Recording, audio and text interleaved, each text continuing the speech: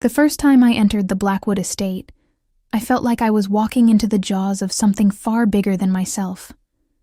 Thunder rolled across the sky as I stepped out of the taxi, my second-hand dress already soaked through from the short walk up the cobblestone driveway. The mansion loomed above me, all harsh angles and dark windows, a modern fortress disguised as a luxury home. Mrs. Petrovich, the head housekeeper, had made it clear during my interview that this was more than a job, it was a lifeline. "You need this more than we need you," she'd said, her eyes flicking over my worn shoes and desperate expression. "Remember that." And she was right. With rent 3 months overdue and the eviction notice already taped to my door, I couldn't afford to be picky. Sophia Reeves?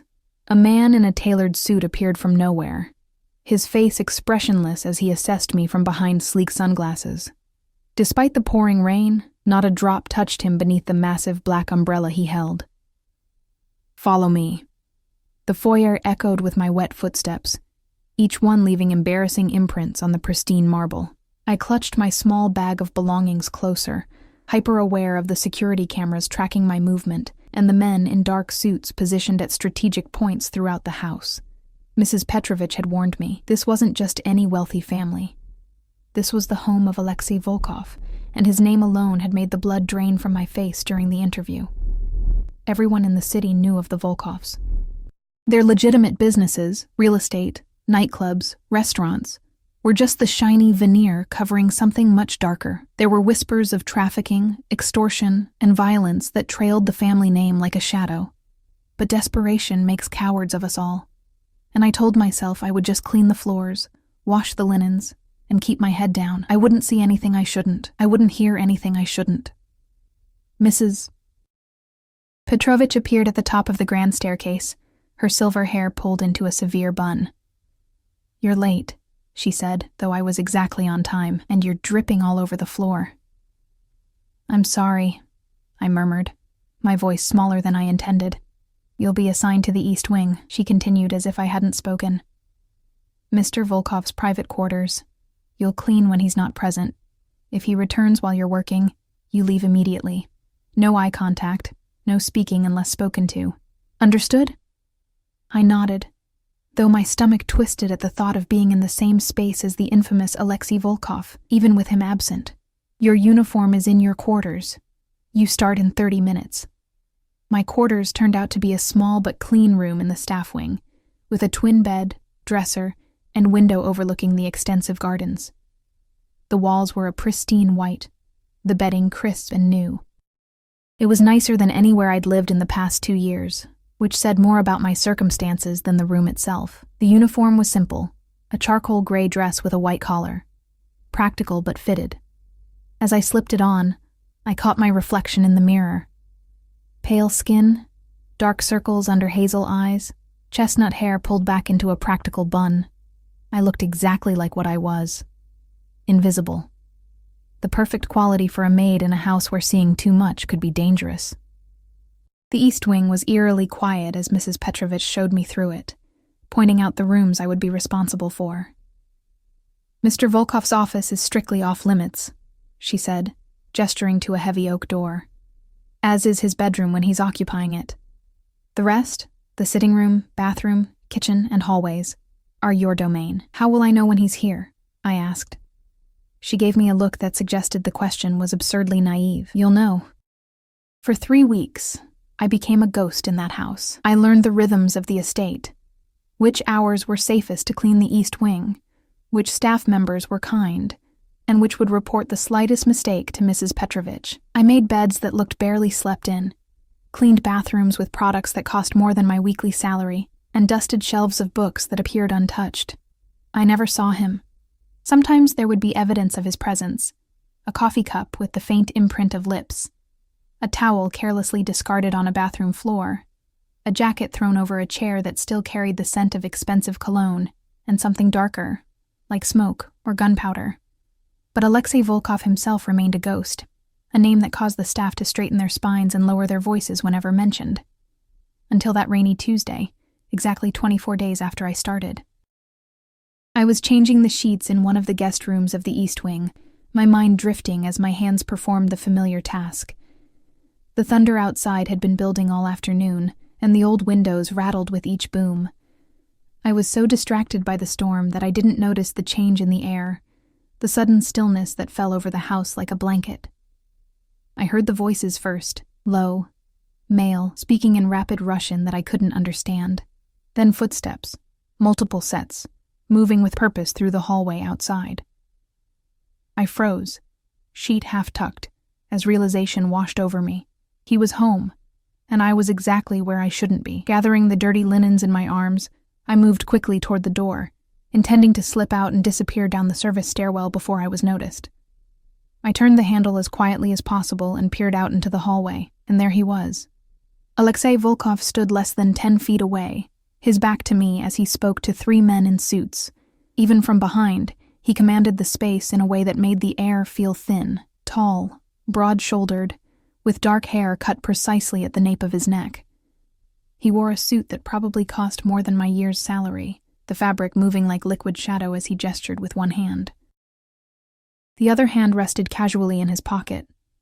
But there was nothing casual about the way the men around him stood, alert, deferential, as if ready to move at his slightest command. I tried to step back into the room to close the door before I was seen. But my elbow caught the edge of the doorframe, sending one of the folded towels in my arms tumbling to the floor with a soft thud. The conversation stopped. All 4 men turned, but I only saw one. Alexei Volkov's eyes locked on mine, and everything I'd heard about him suddenly seemed both completely true and woefully inadequate. He couldn't have been more than 35, with features that belonged on a Renaissance painting, high cheekbones, a straight nose, and lips that might have been sensual if they weren't pressed into a hard line. But it was his eyes that rooted me to the spot. Gray, like the storm outside, and just as merciless. For 1 heartbeat, 2, we stared at each other. Me, clutching dirty sheets to my chest like a shield. Him, something unreadable flickering across his expression before it settled back into cold assessment. I'm sorry, sir, I managed, my voice barely audible. I was just finishing up. He said something in Russian to the men without taking his eyes off me. They nodded and moved away, disappearing around a corner. Then he stepped toward me, and it took everything I had not to back away. "You're new," he said. His voice was deep, accented but perfect English, with the kind of authority that suggested he rarely needed to raise it to be obeyed. "Yes, sir. 3 weeks now. I know who you are, Sophia Reeves." The sound of my name in his mouth felt invasive somehow, like he'd reached out and touched me without permission.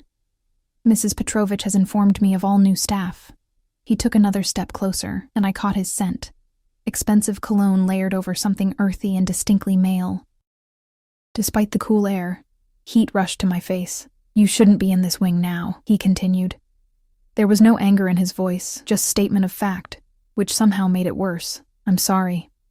I didn't know you'd returned. I was just changing the, now you know." His eyes traveled over my face, down to my collar, and back up again. Not sexual, but assessing.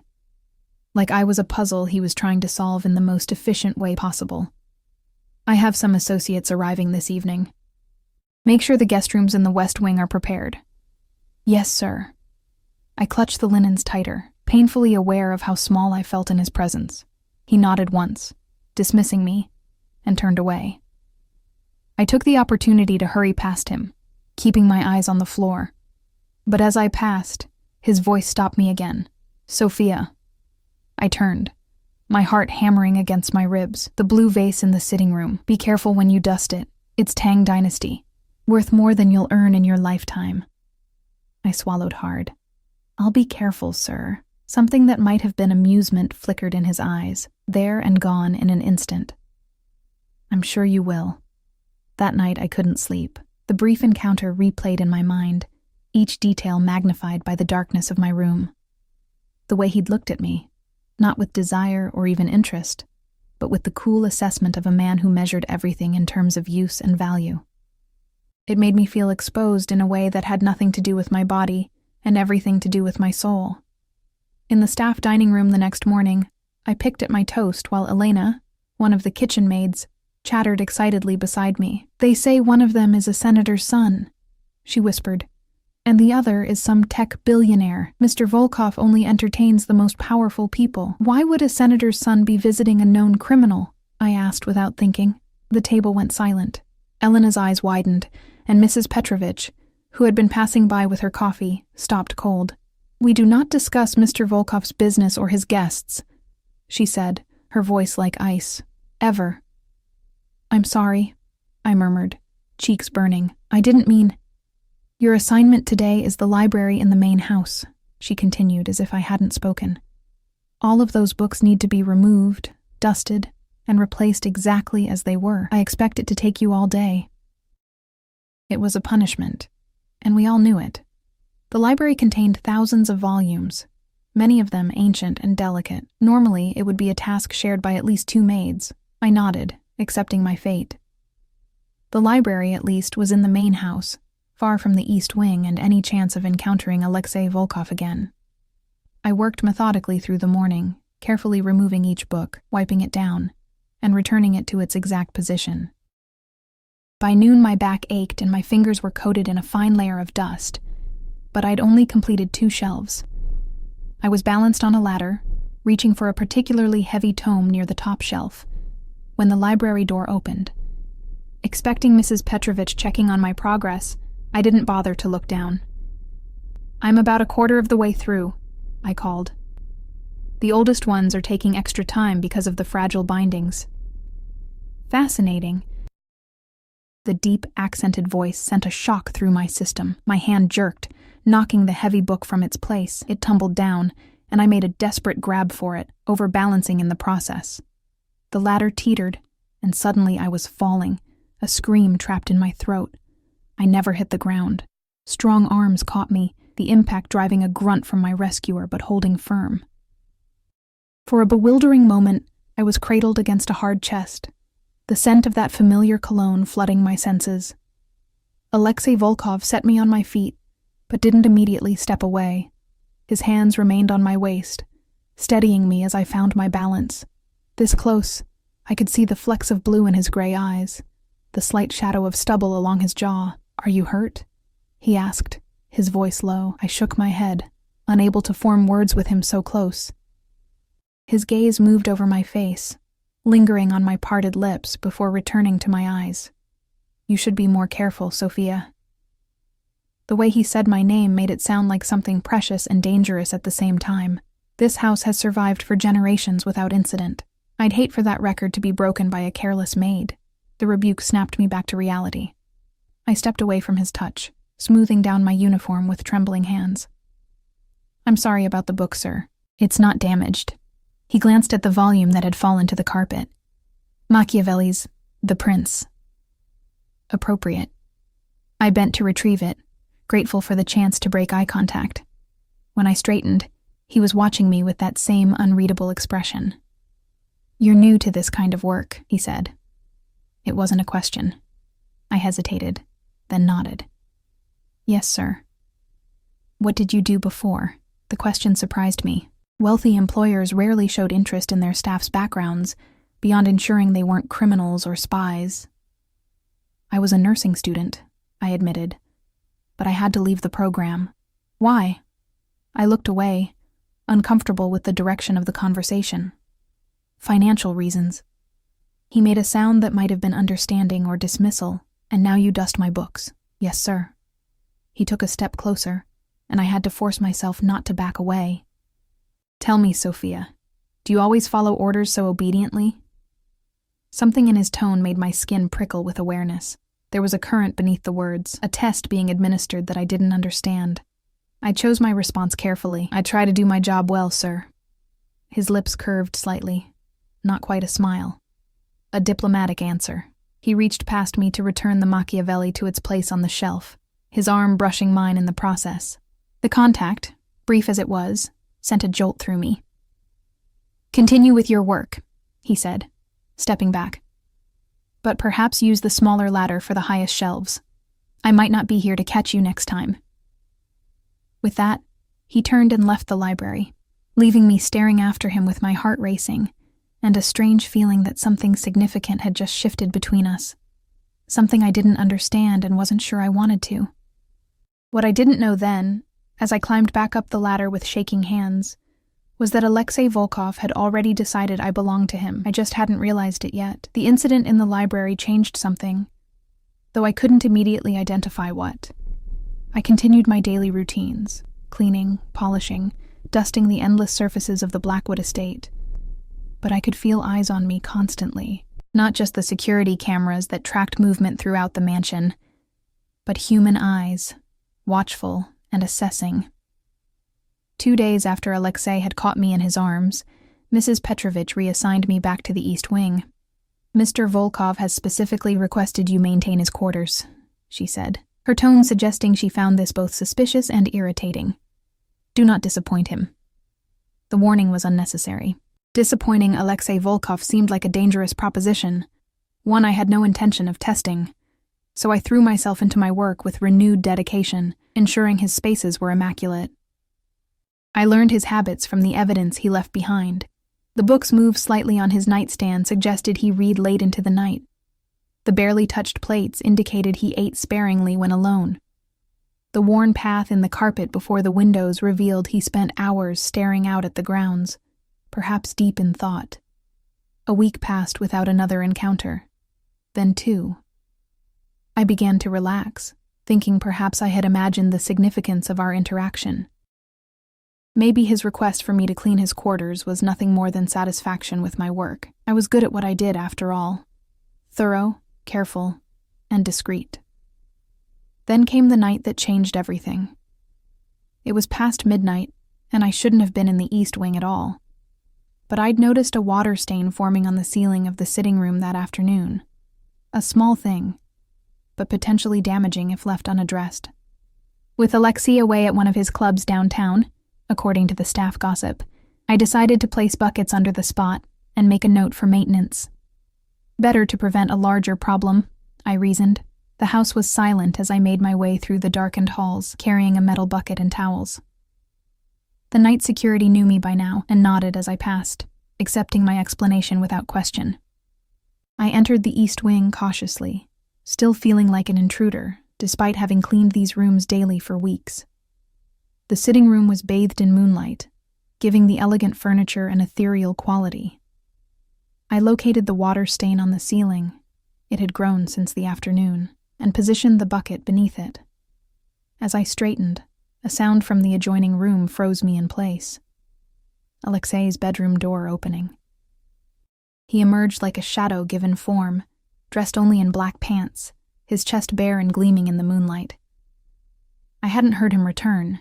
He hadn't turned on any lights, and now he stood between me and the exit, his expression unreadable in the darkness.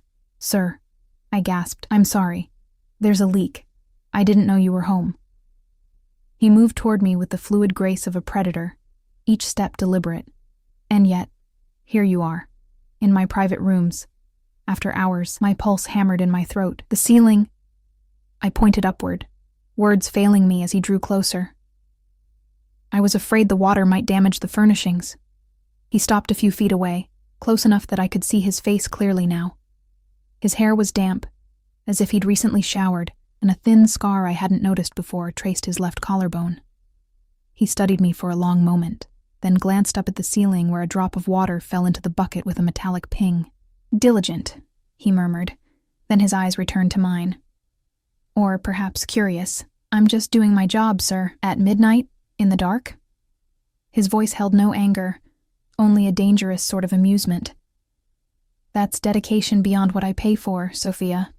The way he said my name, soft, almost like a caress, made heat curl in my stomach. I clutched the towels tighter against my chest. "I should go." "Not yet." He gestured to a nearby chair. "Sit." It wasn't a request. I perched on the edge of the chair, hyper-aware of my uniform, practical for day work, but suddenly feeling too thin, too revealing in the intimate darkness. Alexei walked to a cabinet and removed 2 glasses, pouring an amber liquid into each. He brought one to me, his fingers brushing mine as he handed it over. "Drink," he said, taking the seat opposite me. The coffee table between us seemed an inadequate barrier. I sipped the liquid, expensive whiskey that burned a path down my throat. "Thank you." He watched me over the rim of his own glass, eyes reflecting the moonlight. Tell me why you're really here, Sophia. I told you, the water leak. Could have waited until morning. He leaned forward, elbows on his knees. The truth. Something in his gaze made lies impossible. I'm not sure, I admitted.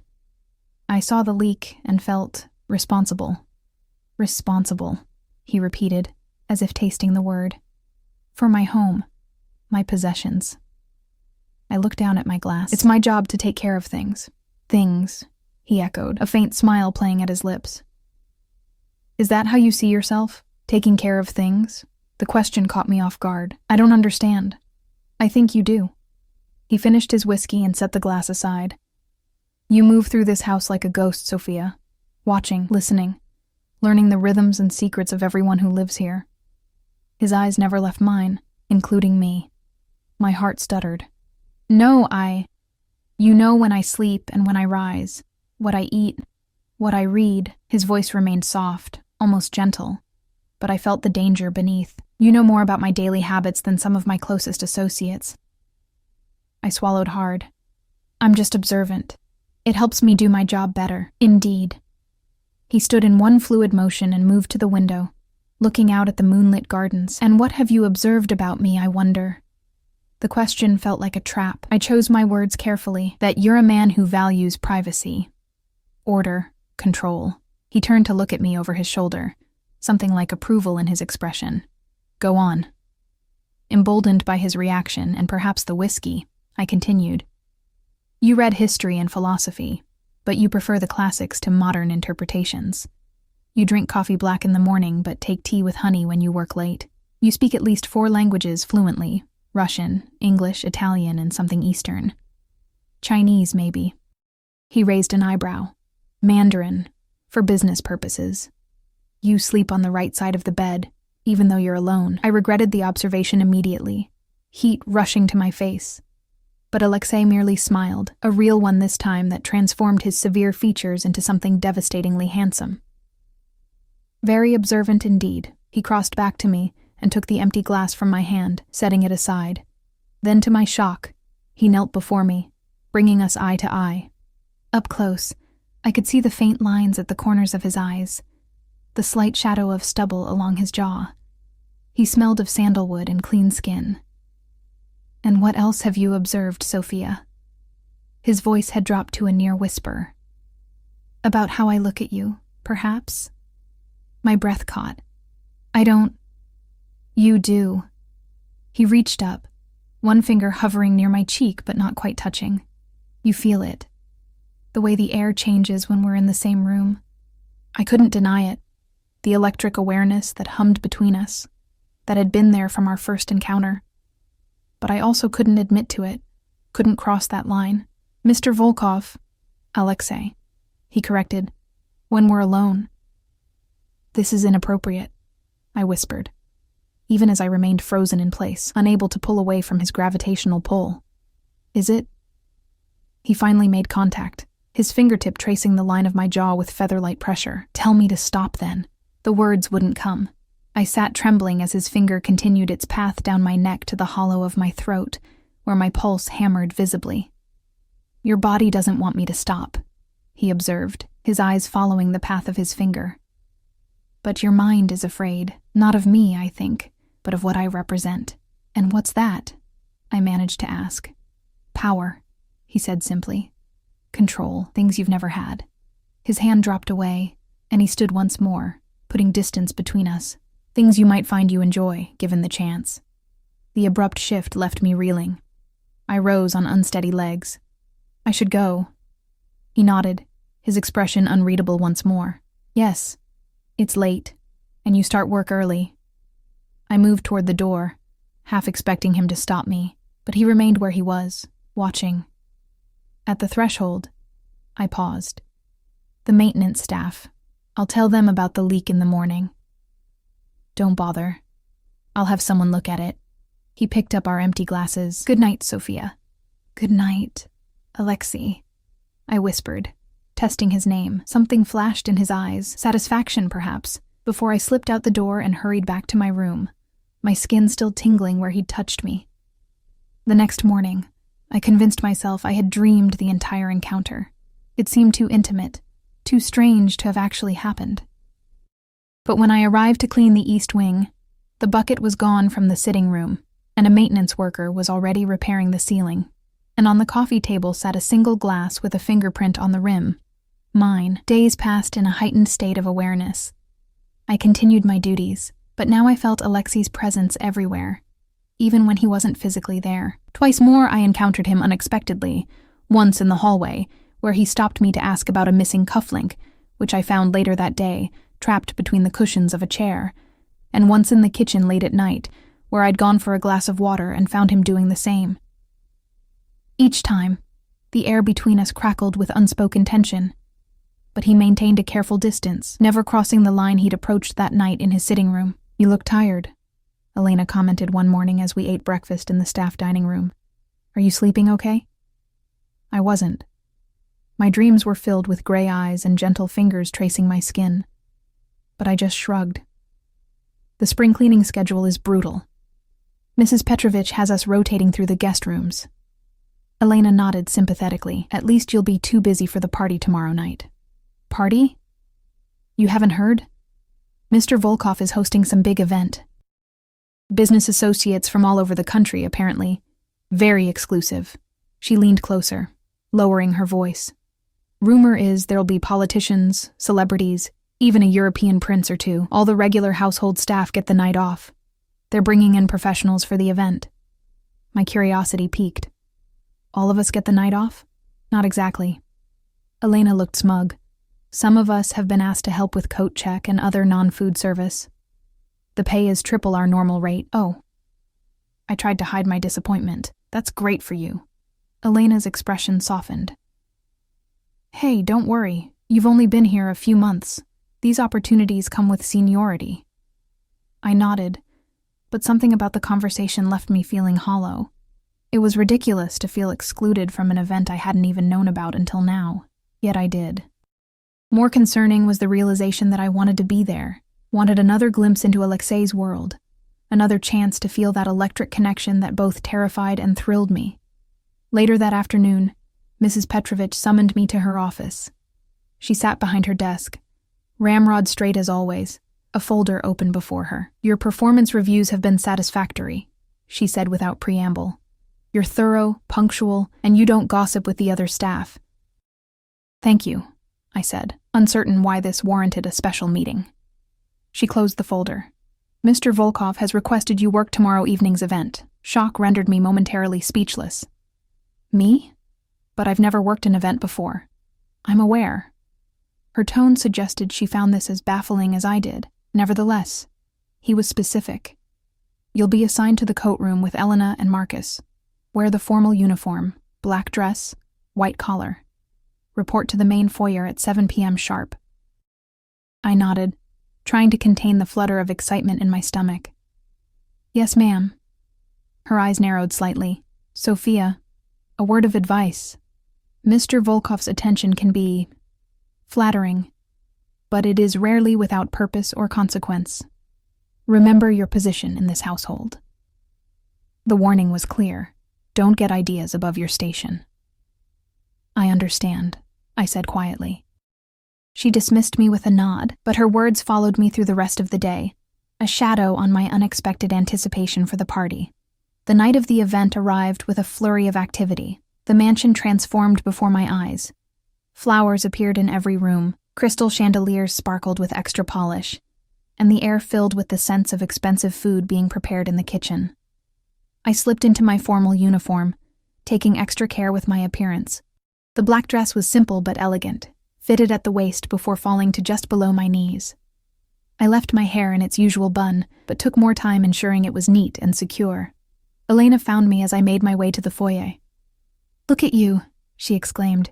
"You clean up nice." I smiled, grateful for her friendliness when so many of the other staff had remained distant. "So do you. Are you nervous?" "A little," she admitted. "Some of these guests are seriously powerful people. One wrong move and..." She drew a finger across her throat dramatically. "Don't even joke about that," I muttered, glancing around to make sure no one had overheard. She rolled her eyes. "Relax.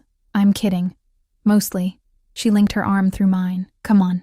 Mrs. Petrovic will have our heads if we're late. The coat room was a converted study near the main entrance, large enough to accommodate hundreds of garments on the racks that had been installed for the occasion. Mrs. Petrovic ran through our duties with military precision, greet each guest, take their coat or wrap, provide a claim ticket, and arrange the items by number. Under no circumstances were we to enter the main party areas unless specifically requested by Mr. Volkov or his head of security. And remember, she finished, these guests value discretion above all else. You see nothing, you hear nothing, you say nothing. Clear? We all nodded our understanding. As she left, Elena nudged me. Did you see the security outside? It's like Fort Knox out there. I hadn't, but I wasn't surprised. Whatever the official purpose of this gathering, I was certain the real business conducted would not be entirely legal. The guests began arriving at 8. Men in impeccable suits escorting women dripping in jewels, their collective net worth probably equaling the GDP of a small country. Elena and I worked smoothly together, smiling politely as we accepted fur coats, cashmere wraps, and Italian leather jackets. Marcus checked claim tickets and managed the racks, ensuring everything remained organized. I had just finished helping an elderly woman with her mink stole when I felt it, that familiar shift in the atmosphere that signaled Alexei's presence. I turned to find him standing in the doorway, resplendent in a black tuxedo that fit him like a second skin. His dark hair was swept back from his forehead, emphasizing the sharp angles of his face. He looked both dangerous and devastatingly handsome. His eyes found mine immediately, as if he'd known exactly where I would be. He nodded slightly, then turned to address Marcus. Everything running smoothly? Yes, sir, Marcus replied. No issues so far. Good. Alexei's gaze returned to me. Sophia, I need you to help me with something. Come with me. Elena's eyes widened, and I felt a blush creep up my neck as I followed Alexei out of the coat room. He led me through the bustling foyer, past servers carrying trays of champagne and hors d'oeuvres, and into a quiet hallway I knew led to his study. Is something wrong, sir? I asked, conscious of the curious glances following our progress. Alexei, he corrected quietly. And no, nothing's wrong. I just need your assistance for a moment. He opened the study door and gestured for me to enter. The room was warm and dimly lit, the walls lined with books and a fire crackling in the hearth. He closed the door behind us, and suddenly we were alone, the sounds of the party muffled to a distant hum. What do you need me to do? I asked, my voice steadier than I felt. Alexei moved to his desk and picked up a small velvet box.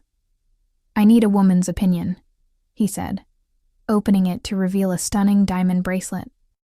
The stones caught the firelight, sending prisms of color dancing across the walls. Do you think this will impress Senator Harrison's wife? I understand it's her birthday next week. I stared at the bracelet, then at him, confusion washing over me. You brought me here to ask about jewelry? A smile played at the corners of his mouth. Is that so strange? You have a house full of elegant, sophisticated women who would be better qualified to judge, perhaps? He removed the bracelet from its box and held it out to me. Try it on. It wasn't a request. I extended my wrist, and he fastened the clasp around it, his fingers lingering on my pulse point. The diamonds were cool and heavy against my skin, impossibly beautiful and completely out of place with my modest uniform. Perfect, he murmured, but he wasn't looking at the bracelet. I withdrew my hand carefully, unfastening the clasp and returning the jewels to him. It's beautiful. Anyone would be impressed. He returned the bracelet to its box. Thank you for your opinion. But he made no move to return to the party, instead studying me with that intense gaze that seemed to see through every defense. Is there anything else you need, sir? Alexei? Yes, he said simply. I need you to understand something. My heart rate accelerated. What's that? He took a step closer. I don't bring staff to my private study for trivial matters. I don't request specific maids for my personal quarters, and I certainly don't notice the way a woman's uniform fits or how she looks in moonlight. The implications of his words hung in the air between us, undeniable now. Why me? I whispered. He reached out, his finger tracing the line of my collar just as he had that night in his sitting room. because you see me," he said softly. "Not the money or the power or the reputation. You look at me and you see a man." Before I could respond, a sharp knock came at the door. Alexei stepped back, his expression instantly reverting to cool professionalism. "Enter." One of his security men opened the door, his face grim. "Sir, Leonov has arrived, with company." Alexei's jaw tightened. "I'll be right there." He turned back to me. "Return to the coat room. We'll continue this conversation another time." I nodded, moving toward the door, but he caught my wrist. "Sophia." His voice was low, meant only for me. "Stay away from Leonov. If he approaches you, find Marcus or Elena immediately." The warning sent a chill down my spine. "Who is he?" "Someone I don't trust," Alexei replied, releasing my wrist. "Go now." I hurried back through the hallways, my mind racing with questions. What had just happened? Was Alexei Volkov, feared Mafia boss and untouchable billionaire, actually interested in me? And who was this Leonov that warranted such a specific warning? As I rounded the corner to the coat room, I nearly collided with a tall man in an expensive suit. He steadied me with hands on my shoulders, his grip too tight to be merely helpful. "Careful, little one," he said in heavily accented English. "You might hurt yourself running through hallways." I looked up into a face that might have been handsome, if not for the coldness in the pale blue eyes. Something about him raised every alarm bell in my body. "I'm sorry, sir," I murmured, trying to step away, but his hands remained on my shoulders. "Such a pretty little maid," he continued, his gaze traveling down my body in a way that made me feel naked. "Are all of Volkov's staff so attractive?" With sudden clarity, I knew exactly who this was. Leonov. And I had just walked right into his path. "Excuse me, sir," I said, trying to keep my voice steady as I attempted to step around Leonov. "I need to get back to my station." His grip tightened, one hand sliding from my shoulder to my upper arm. "What's your hurry?" he asked, his accent thickening. "Perhaps you could help me find the coat room. It's just around the corner," I replied, gesturing with my free hand. "I'm sure one of the security staff would be happy to escort you." Leonov smiled, but the expression never reached his eyes. They remained cold, assessing, like a predator sizing up potential prey. "But I already have you," he said, his fingers digging into my flesh through the thin fabric of my uniform, "and I think Alexei has been keeping his prettiest treasures hidden away." The way he said Alexei's name dripped with mockery and something darker. Hatred, perhaps. I remembered Alexei's warning and felt fear curl in my stomach. This man was dangerous in a way that went beyond the usual threat of the powerful. There was something unhinged in his gaze, something that suggested he didn't play by the same rules as the others. "Mr. Leonov," a deep voice interrupted from behind me. "I believe you're expected in the main ballroom." I nearly sagged with relief as one of Alexei's security men, Dmitri I thought his name was, appeared beside us, his face impassive, but his stance unmistakably protective as he positioned himself partially between Leonov and me. Leonov's grip loosened, but he didn't release me entirely. "Ah, Dmitri, still Volkov's faithful dog, I see." His eyes flicked to me, then back to the security man. "I was just getting acquainted with this charming member of the staff. Miss Reeves is needed elsewhere," Dmitri said flatly. "If you'll follow me, Mr. Volkov is waiting to greet you personally." Something dangerous flashed in Leonov's eyes, but he finally released my arm, stepping back with exaggerated courtesy. Of course, we mustn't keep the great Alexei Volkov waiting. He looked at me once more, his gaze lingering uncomfortably. "I'll see you later, Miss Reeves." The fact that he knew my name sent a chill through me. I hadn't introduced myself. He had clearly asked about me, or had been told about me. Neither possibility was comforting. Dmitri remained expressionless, but as Leonov turned to walk away, he placed himself firmly between us. "Return to the coat room," he murmured to me. "Stay there until the event concludes." I nodded, rubbing my arm where Leonov's fingers had dug in. There would be bruises tomorrow, I was certain. "Thank you," I whispered. Dmitri gave a slight nod before following Leonov toward the ballroom. I hurried back to the coat room, where Elena pounced on me immediately. "What happened?" she demanded in a hushed voice. "Why did Mr. Volkov ask for you specifically? And why do you look like you've seen a ghost?" Marcus shot her a warning glance.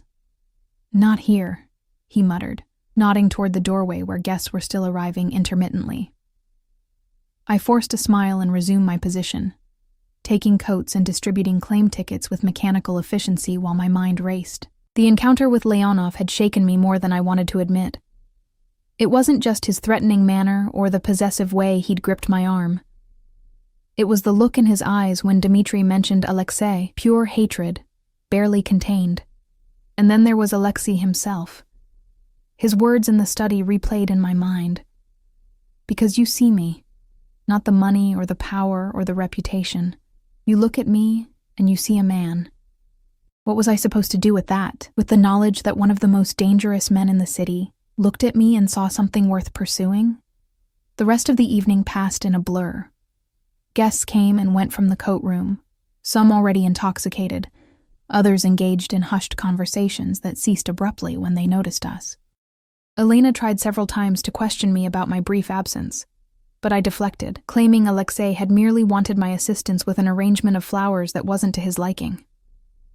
"Flowers?" Elena repeated skeptically. "He pulled you away from your duties for flowers?"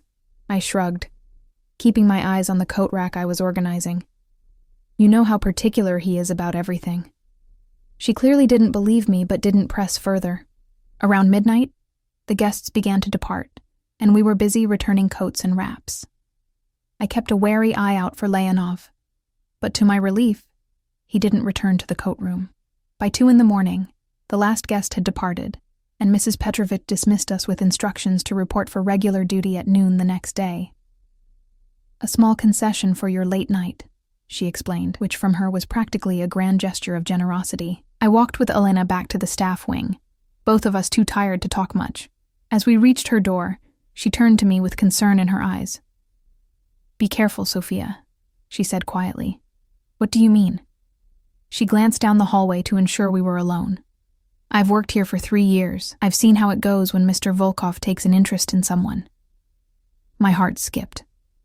"I don't know what you're talking about. Please," she scoffed gently. "The way he looks at you? The special assignments? It's obvious to anyone paying attention." She took my hands in hers. "I'm not judging you. God knows he's handsome and rich and powerful. But he's also dangerous, and not just in the obvious ways." I pulled my hands away, uncomfortable with her perception. "You're imagining things. Maybe." She didn't look convinced, but if I'm right, just remember that in his world, people are possessions, and he doesn't let go of what he considers his. She gave me a sad smile. "Good night, Sophia." "Good night," I murmured, continuing to my own room with her words echoing in my head. Sleep eluded me that night. I tossed and turned, replaying every interaction with Alexei, every meaningful glance and careful touch. Was Elena right? Did he see me as just another acquisition? The idea should have repulsed me, yet I couldn't deny the thrill that ran through me whenever I thought of him, of the intensity in his gray eyes when he looked at me. I finally drifted off as dawn began to break, only to be awakened a few hours later by a soft knock at my door. Groggily, I pulled on a robe and opened it to find Mrs. Petrovich standing there, her expression even more pinched than usual. "Mr. Volkov wishes to see you in his study. Immediately." My stomach dropped. "Now, but it's only—" "Immediately," she repeated, her tone brooking no argument. "Dress appropriately." She left without further explanation. I closed the door and leaned against it, my heart pounding. What could Alexei want at this hour? Had something happened at the party after I left? Was it related to Leonov? With shaking hands, I dressed in my regular uniform, taking care to look as professional as possible, despite my lack of sleep. I pinned my hair back neatly and splashed cold water on my face to dispel the last vestiges of drowsiness. The house was quiet as I made my way to Alexei's study, most of the staff still asleep after the late night. I knocked softly on the heavy oak door. "Enter." I pushed the door open to find Alexei standing by the window, still in his clothes from the night before, though his bow tie was undone and hung loosely around his neck. He looked tired, the hint of shadows beneath his eyes suggesting he hadn't slept at all. He was speaking rapidly in Russian into a cell phone, his voice low and intense. He gestured for me to sit while he finished his call. I perched on the edge of a leather armchair, trying not to fidget as I waited. Finally, he ended the call and turned to me, his expression grave. "Did Leonov approach you last night?" The abrupt question caught me off guard. "Yes," I admitted, "after I left you. But Dmitri intervened." Alexei's jaw tightened. "Did he touch you?" I hesitated, then nodded. He grabbed my arm. "It wasn't—" Before I could finish, Alexei was in front of me, kneeling to examine my arms. I wordlessly rolled up my sleeve to reveal the finger-shaped bruises forming on my upper arm. His expression darkened dangerously as he traced the marks with feather-light touch. "I should kill him for this alone," he murmured, almost to himself. A chill ran through me at the casual way he spoke of murder. "It's just a bruise," I said quickly. "It'll fade." His eyes met mine, and the coldness in them made me shrink back slightly. "That's not the point, Sophia." He marked what is mine. Elena's warning flashed in my mind. In his world, people are possessions. "I'm not yours," I said, the words barely a whisper. Alexei's expression softened slightly, his hand moving from my arm to cup my cheek. "Aren't you?" he asked quietly. "Haven't you been since the moment our eyes met in that hallway?" I couldn't deny the pull between us, the invisible thread that had been drawing us together since our first encounter, but I also couldn't ignore the danger inherent in what he was suggesting. "This can't happen," I said, my voice stronger now. "Whatever this is, it's impossible." "Why?" His thumb stroked my cheekbone, sending shivers down my spine. "Because of who I am, or because of who you believe yourself to be?" "Both," I admitted. And I'm just a maid?" He smiled slightly. "Do you think I care about that? About arbitrary distinctions of class or status? It's not arbitrary when one person has all the power." His smile faded. "You have more power than you know, Sophia. Especially over me." The intensity of his gaze made it hard to breathe. I stood abruptly, needing distance between us. "You don't even know me." "I know enough." He rose as well, but didn't follow as I retreated toward the door. "I know you're intelligent, observant, and far too good for the life you're living. I know you left nursing school not just for financial reasons, but because your father's gambling debts forced you to abandon your education to support your mother and younger sister." At my startled look, he continued. "Yes, I had you investigated. I know your father disappeared 2 years ago, leaving your family with nothing but creditors at the door. I know you work yourself to exhaustion to send money home each month." Anger flared at this invasion of privacy. "You had no right—" "I had every right," he interrupted calmly. "I need to know who enters my home, who has access to my private spaces." His expression softened again, but what I learned only confirmed what I already suspected. "You're extraordinary, Sophia. A fighter." My anger deflated, leaving confusion and a dangerous flicker of hope in its wake. "What do you want from me?" I asked quietly. "Everything," he said simply. "But I'll start with dinner." I blinked. "Dinner?" "Tonight, 8 o'clock. I'll have a dress sent to your room." His tone had shifted to businesslike, as if we were discussing a work assignment rather than a date.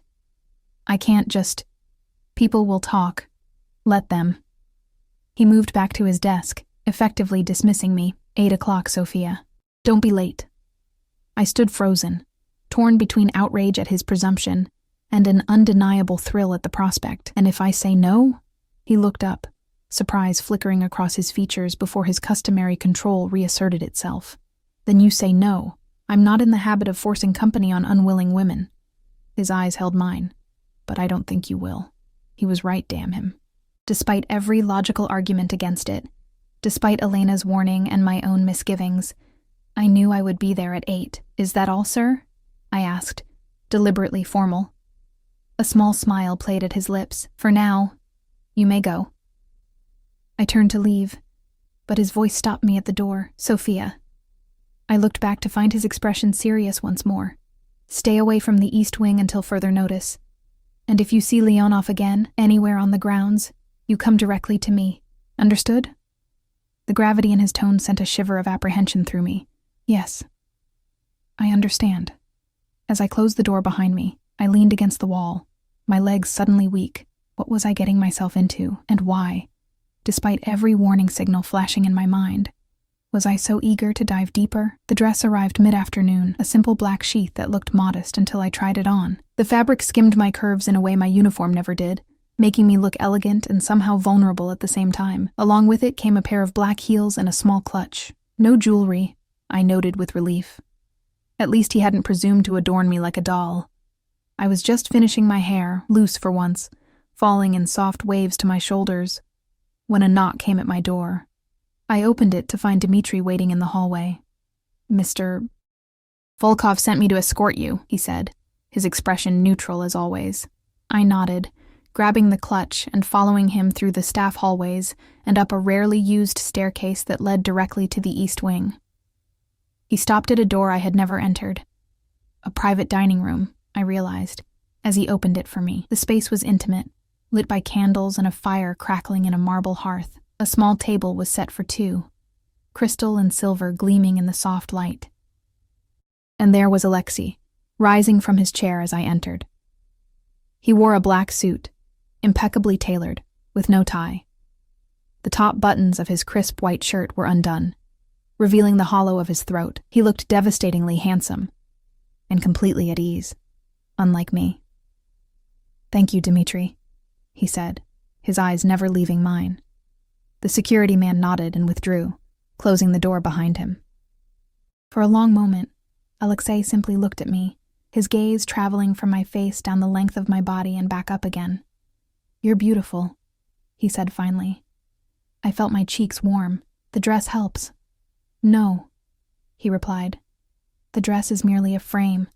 You're the masterpiece." He moved to pull out my chair. "Please sit." I did, hyper-aware of his proximity as he pushed the chair in. He returned to his own seat across from me, then lifted a bottle of wine from an ice bucket. "May I?" At my nod, he poured 2 glasses of pale gold liquid. "A Montrachet," he said, handing me one. "From a small vineyard in Burgundy. I think you'll enjoy it." I took a sip, surprised by the complex flavors that unfolded on my tongue, citrus and honey with a mineral undertone. "It's wonderful," I admitted. He smiled, pleased. "The first time I tasted this wine I was 22, in Paris with my father on business." A shadow crossed his face at the mention of his father. It was the last trip we took together before he died. The personal revelation surprised me. "I'm sorry about your father," he shrugged slightly. "It was a long time ago, but some lessons he taught me remain." He took a sip of his wine, his eyes thoughtful. "He always said you could tell a person's character by how they handled 3 things: power, money, and fear." "And how am I doing with those?" I asked, curious despite myself. "Power. You resist it, even as you're drawn to it. Money. You respect its necessity but don't worship it." His gaze intensified. "Fear. You face it, even when it would be easier to run." Before I could respond, the door opened and servers entered with the first course, a delicate soup that smelled of truffles and herbs. They worked silently, efficiently, avoiding eye contact with either of us. I realized with a start that they were not the regular kitchen staff but professionals brought in specifically for this dinner. To avoid gossip, I assumed. Once we were alone again, Alexei continued as if there had been no interruption. "Tell me about nursing school. Why did you choose that path?" The question was so normal, so conventional for a dinner date, that it momentarily threw me. "My mother was a nurse," I explained. "I saw how she could calm people with just her presence, how she could ease suffering with knowledge and compassion." I traced the rim of my soup spoon, remembering I wanted to be able to do that too. "You will," Alexei said with unexpected gentleness. "When this is over, you'll return to your studies." I looked up, confused. "When what is over?" "Your time here." He gestured vaguely. "As my maid." "And what will I be instead?" I asked. unable to keep a hint of challenge from my voice. Your mistress? Instead of being offended, he laughed, a genuine sound that transformed his severe features. Is that what you think this is? An elaborate seduction to install you as my kept woman? Put that way. It did sound absurd. I felt my cheeks flush. I don't know what this is. His amusement faded, replaced by that intense focus that made me feel like the only person in his universe. This is me getting to know the woman who has occupied my thoughts for weeks. The woman who moves through my home like a guardian spirit, who sees everything but judges nothing. He reached across the table to take my hand. The woman I want in my life, not just my bed. My heart stuttered. You barely know me. I know what matters. His thumb stroked my palm. The rest, we'll learn together. The remainder of the dinner passed in a haze of exquisite food, candlelight, and conversation that flowed more easily than I would have believed possible. Alexei asked about my family, my childhood in a small town outside the city. My dreams before life had intervened. I found myself telling him things I'd never shared with anyone, about the night my father disappeared, about the crushing responsibility that fell on my shoulders at 22, about the guilt I carried for not being able to give my sister the life she deserved.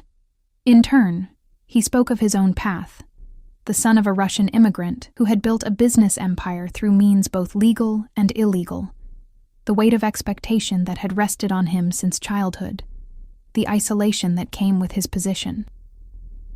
He didn't directly mention his criminal activities, but he didn't pretend to be something he wasn't either. You could have chosen a different path, I said as dessert was served, a delicate chocolate creation that melted on the tongue. You're clearly intelligent enough to succeed in any field. Could I? He considered this, swirling the last of his wine. Perhaps. But this world, my father's world, it's in my blood. And there's honor in it, despite what outsiders think. Honor in crime? I couldn't keep the skepticism from my voice. He smiled slightly. In loyalty, in protecting those who depend on you, in keeping your word. His expression grew serious, the legal and illegal blur when you look closely enough, Sophia. Politicians take bribes and call them campaign contributions. Corporations exploit loopholes to avoid taxes while their workers struggle. At least in my world, the rules are clear. Break your word, betray your family, there are consequences. I could see his point, even if I didn't fully agree. And Leonov? Did he break the rules? Alexei's expression hardened. Leonov betrayed everyone who ever trusted him. He sold information to our enemies, resulting in the deaths of good men. He traffics in things even I won't touch, children specifically. His voice dropped, cold with controlled rage, and now he thinks he can walk back into this city, into my home, and act as if nothing happened. The vehemence in his tone made me shiver. Why did you invite him to the party then? Keep your friends close and your enemies closer, he quoted. I needed to see who still supports him, who he's aligned himself with. He reached for my hand again. But enough about Leonov. This evening is about us. As he said it, a clock somewhere in the house struck 10. I realized with surprise that we'd been talking for hours. I should go, I said reluctantly. It's late, and I have early duty tomorrow. No, you don't. At my questioning look, he explained. I've arranged for you to have different responsibilities going forward. Starting tomorrow, you'll be my personal assistant. I stared at him, caught between flattery and indignation. Don't I get a say in this? Of course, you can say no. His expression remained calm, but I sensed tension beneath. But the position comes with significantly higher pay, private quarters in the East Wing, and hours that would allow you to take evening classes at the local college, if you're interested in resuming your education. The offer was tempting, more than tempting. It would mean more money to send home, a chance to rebuild my future, and continued proximity to Alexei, but it also meant deeper entanglement in his dangerous world. What would my duties include? I asked cautiously. Managing my calendar, coordinating with my business associates, accompanying me to certain events. He traced a pattern on my palm, being near me. And that's all? Just professional duties? His eyes darkened. I won't lie and say I don't want more, Sophia. But that's your choice to make, not a condition of employment. I pulled my hand away gently. I need to think about it. Of course. He stood and came around to help me from my chair. "Take tonight to consider. Let me know your decision in the morning." He walked me to the door, where Dmitri waited to escort me back to my room. At the threshold, Alexei raised my hand to his lips, pressing a kiss to my knuckles that sent electricity racing up my arm. "Good night, Sophia," he murmured, his breath warm against my skin. "Sweet dreams." In my room, I paced the small space, trying to make sense of the evening, of the choices before me. The sensible part of me screamed that I should run as far and as fast as possible from Alexei Volkov and his dangerous world. But another part, a part I barely recognized, thrilled at his attention, at the possibilities he offered, at the way he looked at me as if I were precious and powerful all at once. I was still deliberating when a soft knock came at my door. Thinking it might be Elena wanting details of my evening, I opened it without checking first. A mistake I realized immediately when I found myself face to face with Leonov. "Hello again, Miss Reeves," he said with a smile that turned my blood to ice. "I believe we have unfinished business." Before I could scream, his hand shot out, pressing a cloth over my nose and mouth. I struggled, clawing at his arms, but darkness encroached on my vision with alarming speed. My last thought before consciousness fled was of Alexei and how he would react when he discovered I was gone. I woke to the smell of damp concrete and motor oil, my head throbbing with each heartbeat. Cold seeped into my bones from the hard floor beneath me, and my wrists burned where rope cut into the skin. For several disorienting moments, I kept my eyes closed, trying to piece together what had happened. Leonov. My room. A cloth over my face, and now... Where? Forcing my heavy eyelids open, I found myself in what appeared to be an abandoned garage or warehouse. Dim light filtered through dirt-streaked windows high above, illuminating bare concrete walls, rusted machinery, and a floor stained with oil and what looked disturbingly like old bloodstains. I was propped against a support column, my hands bound behind me around the cold metal. Finally awake, I see. The accented voice sent ice through my veins. Leonov stepped out of the shadows, no longer in his elegant party attire, but dressed casually in dark pants and a leather jacket. He looked more dangerous this way, more authentic somehow. The civilized veneer had been stripped away, revealing the predator beneath. "Why?" My voice came out as a rasp, my throat painfully dry. "What do you want with me?" He crouched before me, just out of kicking range, as if he'd done this many times before. "Nothing personal, I assure you," he said, his pale eyes assessing me coldly. "You're simply a means to an end, a way to draw out your beloved Alexei." Confusion mingled with my fear. I'm nobody to him, just a maid. Leonov's laugh was sharp and humorless. "Is that what you tell yourself? Perhaps that was true once, but I saw how he looked at you during the party, how he positioned his men to keep watch over you." His head tilted, studying me like a curious specimen. "And then my sources tell me he arranged a private dinner for you. Quite the promotion from changing his sheets to warming them."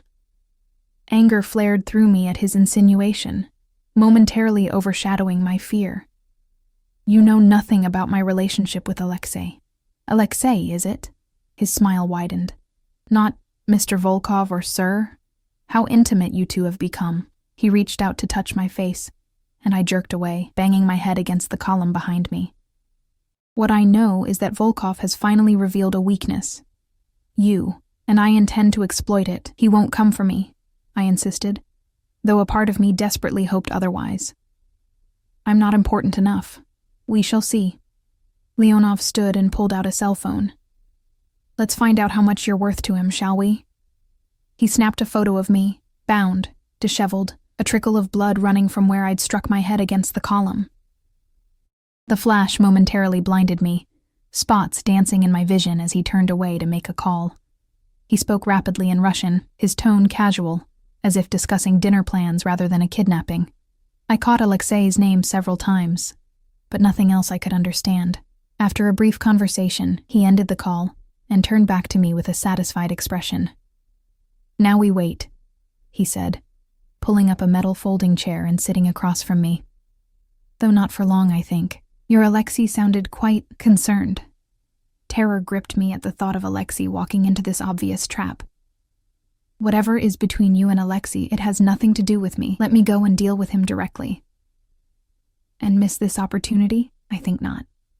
Leonov pulled a knife from his pocket and began cleaning under his fingernails with the tip, the casual menace of the gesture making my stomach clench. You see, Volkov has taken many things from me over the years. My business, my reputation, my place in the city.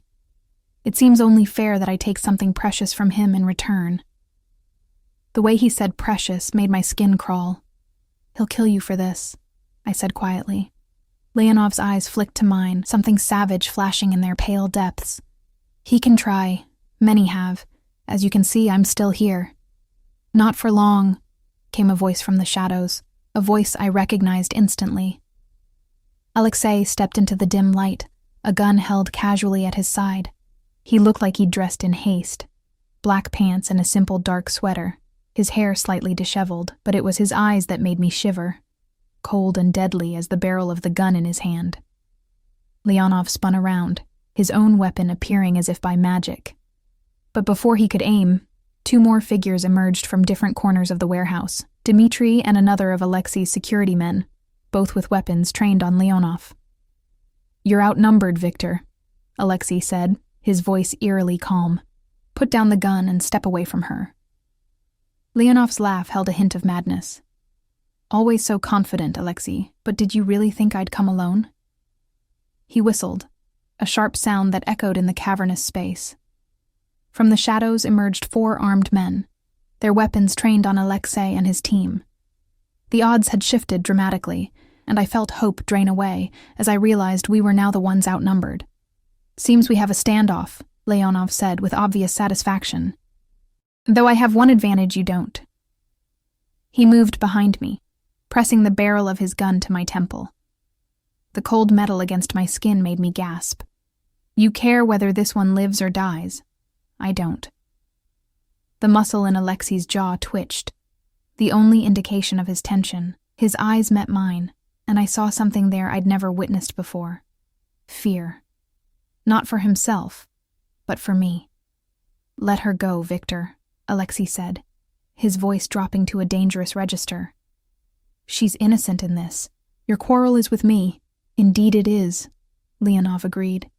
Which is why you're going to order your men to drop their weapons and leave. Then you and I can discuss our differences. Don't, I whispered, earning a painful jab of the gun against my head. Silence, Leonov hissed.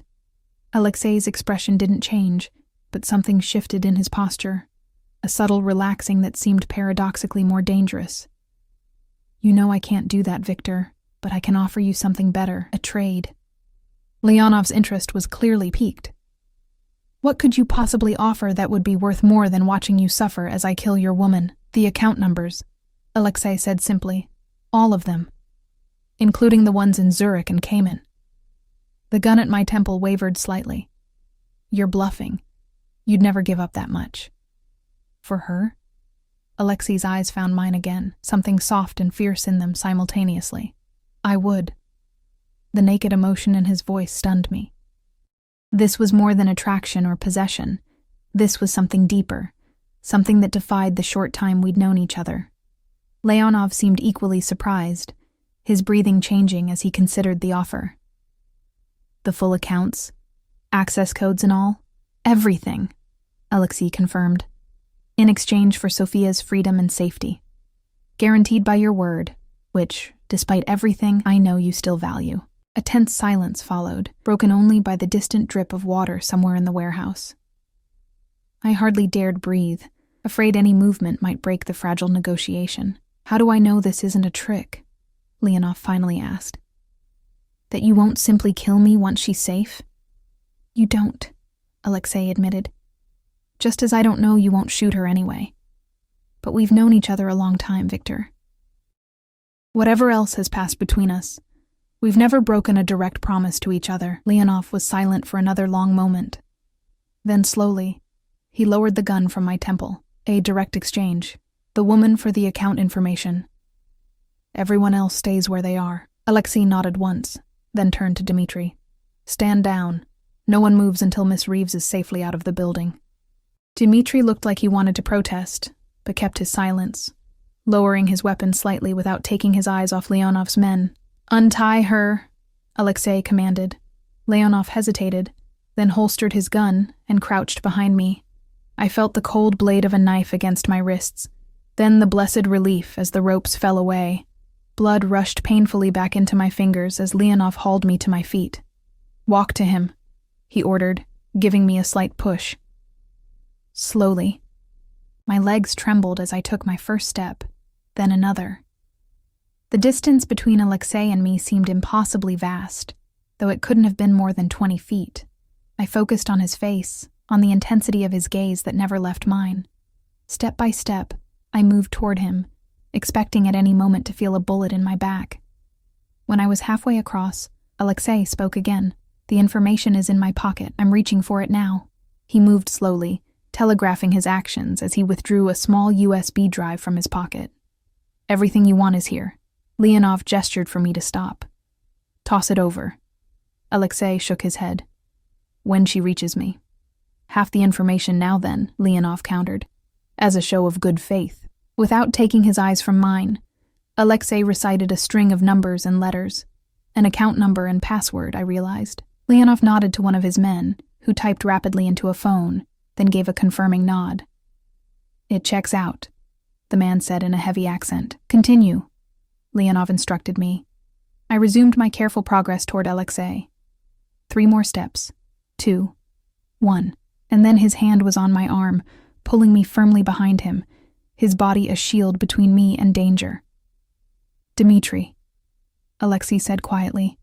"Get her out." "No," I protested, grabbing Alexei's arm. "I'm not leaving you."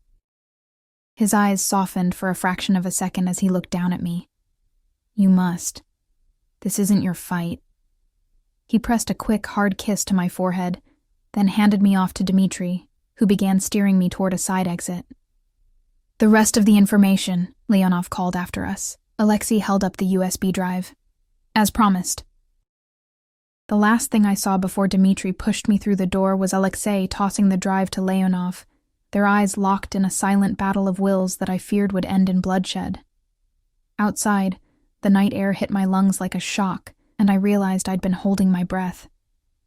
Dmitri moved me swiftly toward a waiting car, his grip on my arm firm but not painful. "We have to go back," I said frantically. "Leonov will kill him, Mr. Volkov can take care of himself," Dmitri replied, his voice confident despite the tension in his posture. "Our priority is getting you to safety." He opened the car door and practically pushed me inside. As he rounded the vehicle to the driver's side, I briefly considered making a run for it, back to the warehouse, back to Alexei. But before I could act on the impulse, Dmitri was in the driver's seat, starting the engine. "Please," I begged, as he pulled away from the curb. "We can't just leave him there." Dmitri's eyes met mine in the rearview mirror. "We're not." He tapped his ear, and I noticed for the first time the nearly invisible earpiece he wore. "Backup is already in position. Mr. Volkov was never alone."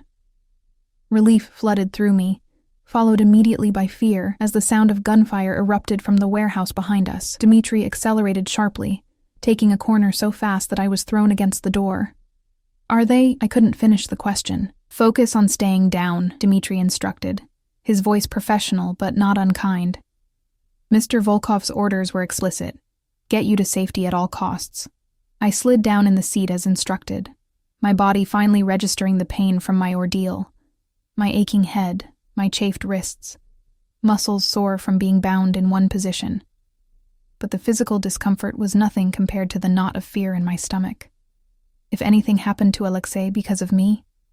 We drove for what seemed like hours, but was probably only 20 minutes, taking a circuitous route through the city, before pulling up to a building I didn't recognize, not the Blackwood estate, but a sleek high-rise in the most exclusive part of downtown. "Where are we?" I asked as Dmitri helped me from the car. "One of Mr. Volkov's private residences," he explained, leading me into the building where a security guard nodded respectfully. "The penthouse is secure and unknown to most of Mr. So. Volkov's associates. You'll be safe here until he returns." Until he returns, not if. I clung to that distinction as we rode the elevator to the top floor. Dmitri used a key card and then entered a code on a keypad beside an unmarked door. It swung open to reveal a stunning apartment, all clean lines and floor-to-ceiling windows offering a panoramic view of the city lights below. "Make yourself comfortable," Dmitri said, gesturing to the expansive living area. "There's food in the kitchen, clothes in the bedroom that should fit you." At my questioning look, he added, "Mr. Volkov made arrangements while we were tracking your location. He thought of everything." Of course he had. Even while orchestrating a rescue, Alexei Volkov remained 3 steps ahead, anticipating needs before they arose.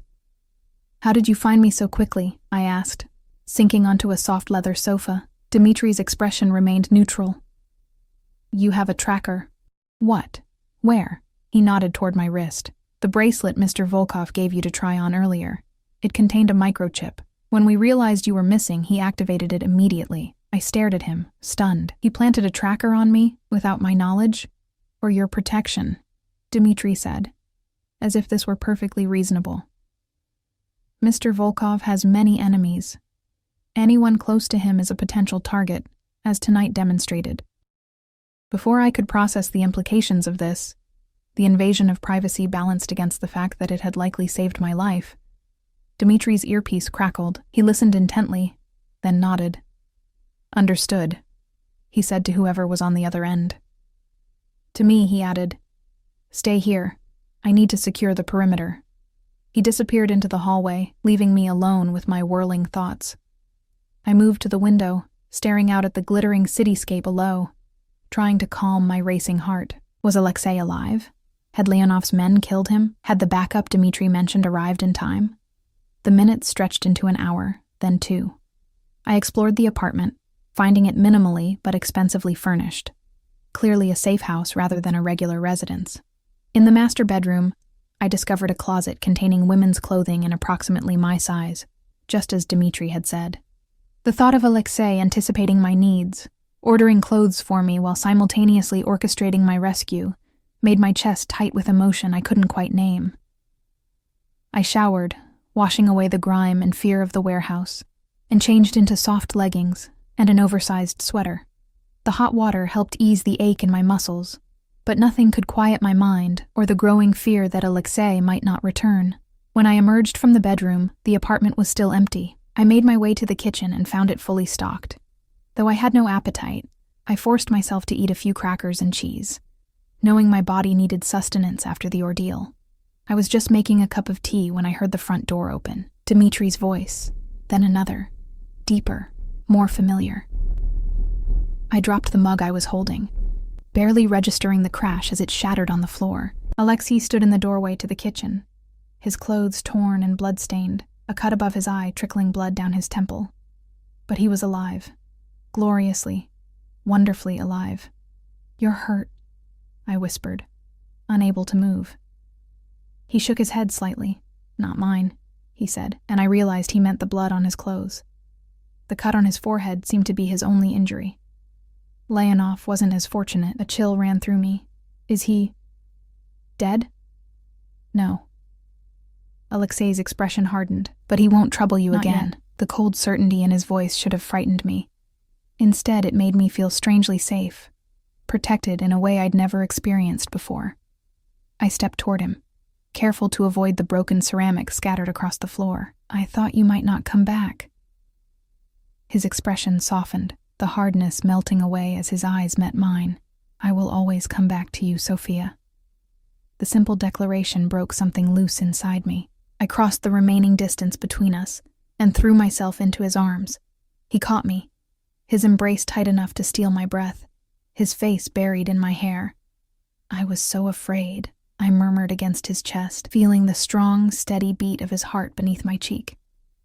When he took me, I thought, "Shh." His hand stroked my hair, gentle despite the strength I knew it possessed. "It's over. You're safe now." I pulled back slightly to look up at him. "Because of the tracker you put on me without my permission." A flicker of guilt crossed his features. "I should have told you, but I needed to know I could find you if—" I pressed a finger to his lips, silencing him. "It saved my life. I'm not angry. I hesitated, then added, but in the future, I'd prefer you tell me these things. His eyes warmed at the implication of a future together. I promise. We stood there for a long moment, simply holding each other, the reality of what we'd survived slowly sinking in. Then Alexei stepped back slightly, his hands moving to cup my face. I almost lost you, he said, his voice rough with emotion. When I saw you in that warehouse, with his gun to your head. He stopped, unable to continue. But you found me, I reminded him. You saved me. His thumb stroked my cheekbone. At what cost, though? The accounts I gave Leonov, they give him access to significant power and resources. He's dangerous now in a new way.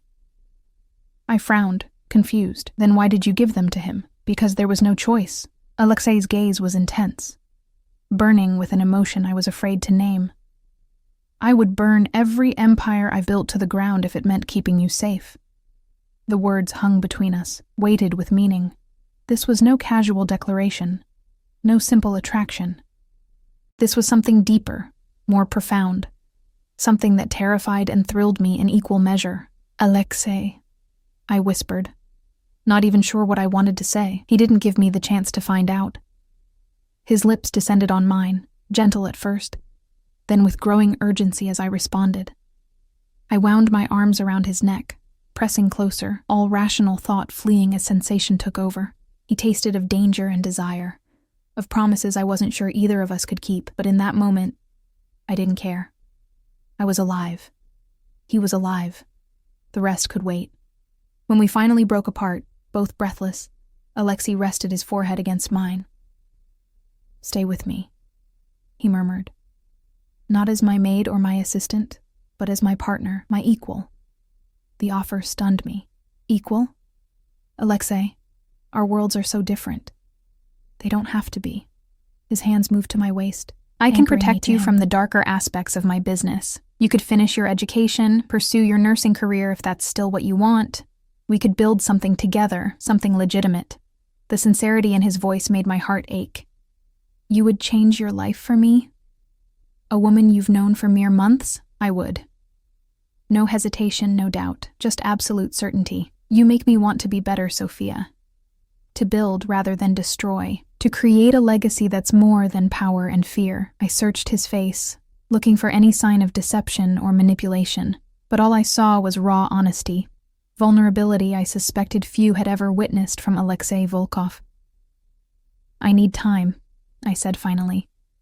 Tonight has been overwhelming. Disappointment flickered in his eyes, but he nodded, releasing his hold on my waist. Of course. I shouldn't have pressed you after everything you've been through. I caught his hand before he could withdraw completely. I'm not saying no. I'm just asking for space to think clearly. To be sure that what I'm feeling is real, and not just a reaction to trauma and rescue. Understanding dawned in his expression. Take all the time you need. I'll have Dmitri take you wherever you want to go. Back to the estate, to a hotel, to your family, wherever you feel safe. The fact that he was willing to let me go, to give me the freedom to choose, told me more about his feelings than any passionate declaration could have. I'd like to stay here tonight, I said softly. If that's all right. I don't think I could bear to be alone right now. Relief washed over his features. This place has 3 bedrooms. You can have whichever you prefer. He brushed a strand of hair from my face. I'll be nearby if you need anything, but I won't intrude on your space. The consideration in the offer touched me deeply. This man, who commanded an empire built on intimidation and force, was treating me with a gentleness I hadn't known he possessed. Thank you, I whispered. He pressed a kiss to my forehead, then stepped back. Get some rest. We can talk more tomorrow. I nodded, suddenly exhausted now that the adrenaline was fading. As I turned to head back to the bedroom, Alexei's voice stopped me. Sophia. I looked back to find his expression serious once more. Whatever you decide about us, know that you'll always have my protection. Your family, too. I've already arranged for your mother and sister to be moved to a secure location, with funds to cover their needs and your sister's education. Tears sprang to my eyes at this unexpected generosity. You did that? When? After our dinner, before he gestured vaguely. indicating the chaos that had followed. I wanted to give you peace of mind, regardless of your decision about the assistant position. I was speechless, overwhelmed by the magnitude of what he'd done. I don't know how to thank you. You don't need to. His smile was gentle. Your happiness is thanks enough. As I laid in bed that night, in a room more luxurious than any I'd ever slept in before, I replayed the events of the day in my mind. The kidnapping, the terror of the warehouse, the moment Alexei appeared like an avenging angel to save me, his willingness to sacrifice his wealth for my safety, his kiss, searing with promise and possibility, his offer of a future together. It was too much to process, too overwhelming to make sense of in the aftermath of trauma. But one thing was becoming increasingly clear. As sleep finally claimed me, my life would never be the same. For better or worse, Alexei Volkov had woven himself into the fabric of my existence. And despite every logical argument against it, I didn't want him to let go. Morning arrived with golden light streaming through floor-to-ceiling windows. For a moment, disorientation gripped me as I stared at the unfamiliar ceiling, the events of the previous day rushing back in a dizzying flood. The kidnapping, the warehouse, Leonov's gun against my temple, Alexei's rescue, and his unexpected declaration. I sat up, wincing at the soreness in my muscles. The bruises on my wrists had darkened to purple, vivid reminders of how close I'd come to death. With trembling fingers, I traced the marks, trying to reconcile the quiet luxury surrounding me with the violence that had brought me here. The apartment was silent as I made my way to the kitchen, half expecting to find it empty. Instead, I discovered Alexei at the counter, dressed casually in a black sweater and jeans, making coffee. He looked up as I entered, his expression softening when our eyes met. "Good morning," he said, his voice gentle. "How did you sleep?" "Better than I expected," I admitted, suddenly self-conscious in the borrowed clothes, aware of my uncombed hair and bare face. "Thank you for everything." He nodded, handing me a steaming mug. Cream, no sugar, if I remembered correctly. The fact that he had noticed such a small detail touched me. Perfect. We stood in companionable silence for a moment, sipping our coffee, the domesticity of the scene at odds with the circumstances that had brought us here. Finally, Alexei spoke. "I have news." His tone was carefully neutral. "Leonov was found dead this morning in his hotel room. Apparent suicide." I nearly dropped my mug. "Suicide? But you said—" "I said he wouldn't trouble you again." Alexei's expression revealed nothing. I didn't specify how that would be ensured. A chill ran through me. "Did you—" "No." He set his mug down, meeting my gaze directly, though I would have, without hesitation if necessary, but it seems Leonov knew his position was untenable after last night. The accounts I gave him? They were monitored. The moment he accessed them, his location was tracked, and evidence of his crimes was simultaneously sent to certain authorities. He chose the easier way out. The calculated precision of it stunned me. "You planned this. All of it." "Not your kidnapping," he said quickly. "Never that. But once it happened. Yes, I saw an opportunity to end the Leonov problem permanently. I struggled to reconcile the man before me, gentle, considerate, making me coffee exactly as I liked it, with the ruthless strategist who had engineered a rival's destruction so completely. "You're frightened of me now," Alexei observed, reading my expression with unnerving accuracy. "You're wondering if you can love a man capable of such calculation." "Love?" The word escaped me in a whisper. His smile was sad. "Is that not what we're discussing? What else would make a man like me offer to change his entire life? What else would make a woman like you consider staying with someone like me?" The directness of the question stripped away any pretense. This was the crossroads, the moment of decision I'd asked for but wasn't sure I was ready to face. "I don't know if what I feel is love," I said honestly. "It's too new, too tangled up with fear and gratitude and other things." I met his gaze. "But I do know that I can't stop thinking about you. That when I thought I might never see you again, it felt like the world was ending. That your touch makes me feel more alive than I've ever felt before." Alexei moved closer, not touching me yet, but near enough that I could feel the heat of his body. And does it frighten you? What you feel? Yes, I admitted. But not in the way you think. I'm not afraid of you, Alexei. I'm afraid of myself, of how completely I could lose myself in you, of what I might become to stay in your world. Understanding dawned in his eyes. You think I want to pull you into darkness? Don't you? He shook his head. I want to follow you into light. The simple declaration stole my breath. Before I could respond, he continued, his voice low and intense. I meant what I said last night, Sophia. I want to build something legitimate, something lasting. I've been working toward that goal for years, moving investments into legal businesses, distancing myself from the more unsavory aspects of my father's empire. Leonov was one of the last connections to that old world. With him gone, you're free, I finished. Not entirely. There will always be shadows from my past, but free enough to choose a different path forward. His hand reached for mine, his thumb brushing over the bruises on my wrist with exquisite gentleness. With you, if you'll have me. The sincerity in his voice was undeniable. This wasn't manipulation or seduction. This was a man laying his soul bare, offering a future I had never dared to imagine. I need to see it, I said finally. This legitimate life you're building. I need to know it's real before I can commit to anything. Relief flickered across his features. It wasn't a rejection. Of course. I'll show you everything. My businesses, my plans, my vision for the future. No secrets between us. No secrets. The idea was both terrifying and exhilarating. And my family, they'll really be safe? They already are. He squeezed my hand gently. I've purchased a house for them in a secure community outside the city. Your sister's tuition at the private academy is paid through graduation, and your mother has a position waiting for her at a prestigious hospital if she wants it. Tears stung my eyes. The burden I'd carried for so long, the desperate struggle to provide for my family after my father's desertion, lifted in an instant. Why would you do that for them? For me? Alexei's expression softened. Because they're part of you, and because I understand the weight of family obligation better than most. He hesitated, then added, My father's legacy was complicated, but he taught me one thing I've never forgotten. Protect what's yours with everything you have. Am I yours then? I asked.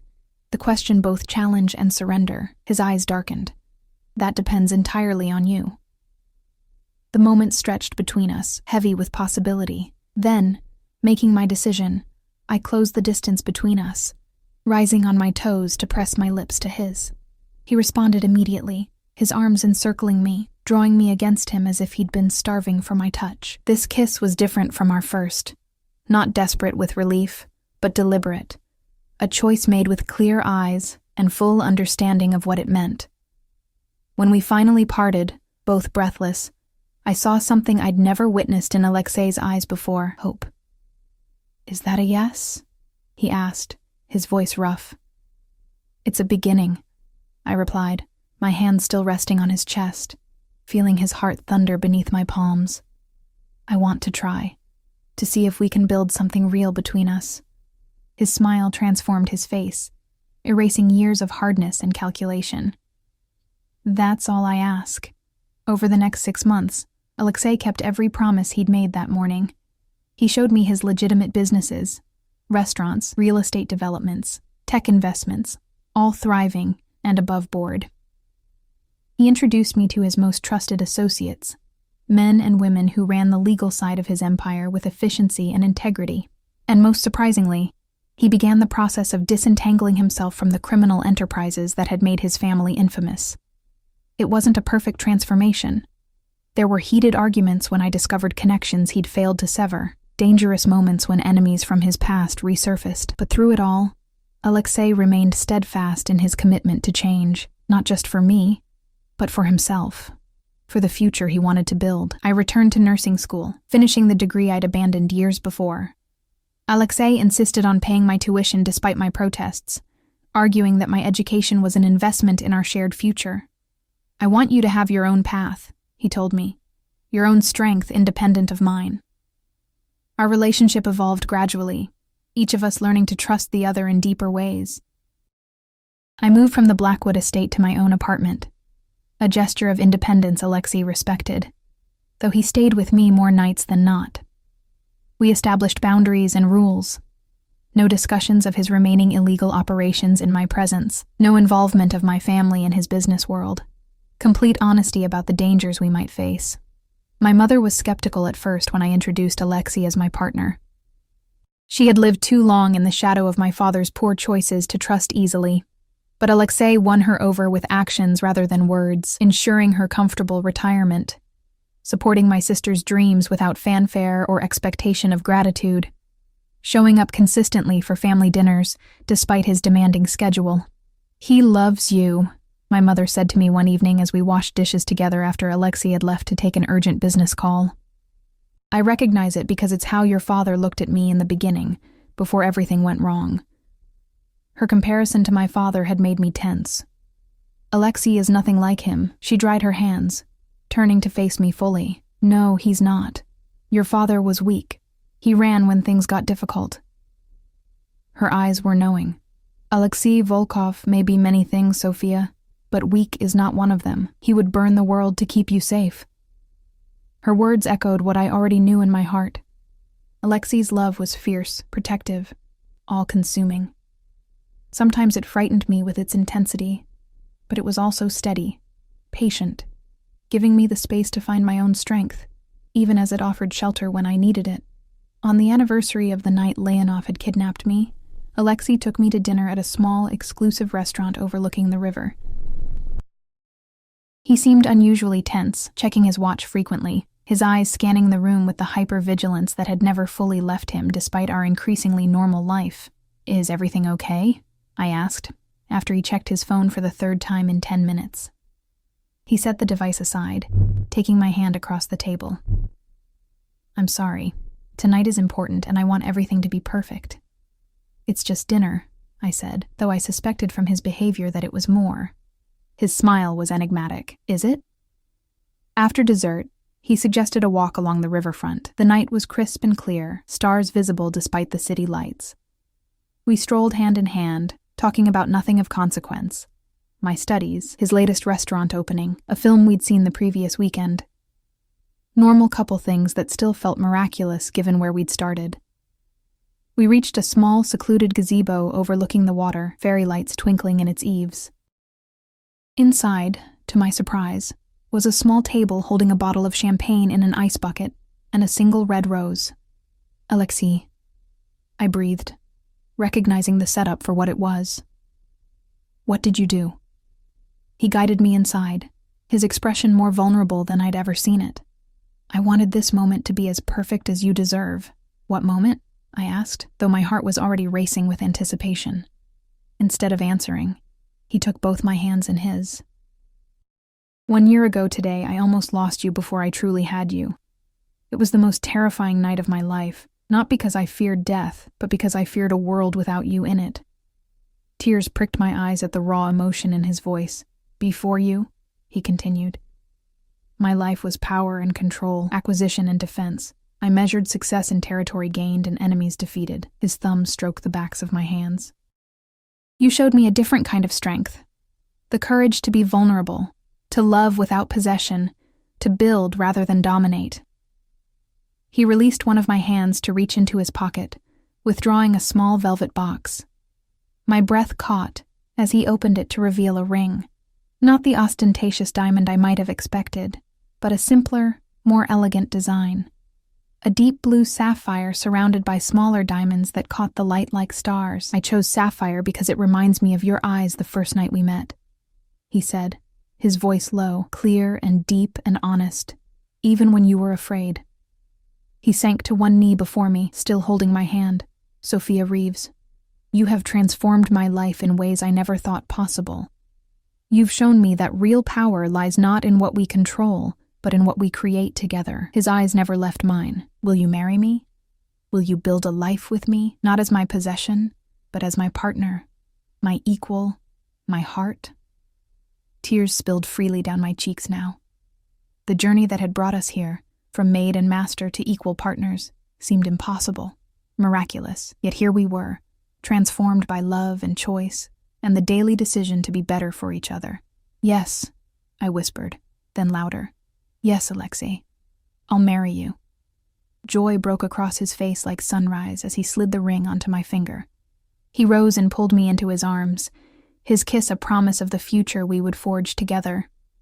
Later that night, as we lay tangled in the sheets of what was now our shared apartment, Alexei traced lazy patterns on my bare shoulder. "There's something else I need to tell you," he said, his voice serious enough to make me prop myself up on my elbow to see his face. "What is it?" I asked, suddenly concerned. "I've decided to sell the Blackwood estate," he said. "Too many shadows there. Too much of my father's legacy. I want us to start fresh, in a home that's truly ours, not haunted by the past." Relief flooded me. "I'd like that." "I've found a place," he continued. "A house by the coast, modern but warm. Room for a family if that's what we want someday." His eyes searched mine. "Would you like to see it tomorrow? A family?" The word hung between us, filled with possibility. We'd discussed children only in theoretical terms before, both of us cautious about bringing innocence into a world that still held dangers from Alexei's past. "You really believe we can have that?" I asked softly. "A normal life? Children, Sunday barbecues, and school plays?" He smiled, brushing a strand of hair from my face. "Not normal, perhaps. There will always be security considerations, precautions others don't have to take. But yes, I believe we can have a family, a home filled with love rather than fear." His expression grew serious. "The last of my father's operations will be dismantled next month. After that, everything I own, everything I am, will stand in the light." The weight of this declaration, the final severance from his criminal past, struck me forcefully. "Are you sure that's what you want? You've lived in that world your entire life." "It's not what I want," he corrected gently. "It's what I need. For you. For us. For the children we might have someday." His hand moved to my stomach, resting there with reverent care. "I want our children to be proud of their father, to know him as a builder and protector, not a name whispered in fear." Tears welled in my eyes at the vision he painted. A future I hadn't dared to imagine when I first entered the Blackwood estate as a desperate maid, seeking any employment I could find. "I love you," I whispered, the words still new enough to feel precious on my tongue. "And I love you," he replied, drawing me close again, more than empire, or power, or life itself. As I drifted toward sleep in his arms, I marveled at the journey that had brought us here, from the cold marble foyer where I'd stood trembling in wet shoes, to this moment of perfect belonging. We had both been transformed. Me from a woman merely surviving to one thriving in her own power. Him from a man who commanded through fear to one who led through love. It hadn't been an easy path.